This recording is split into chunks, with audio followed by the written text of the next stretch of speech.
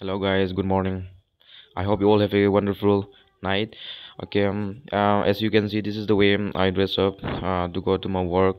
I'm feeling very happy. I'm feeling energetic right now. Okay, I just wanted to tell you that do the things that you love to do. Don't just put it inside you.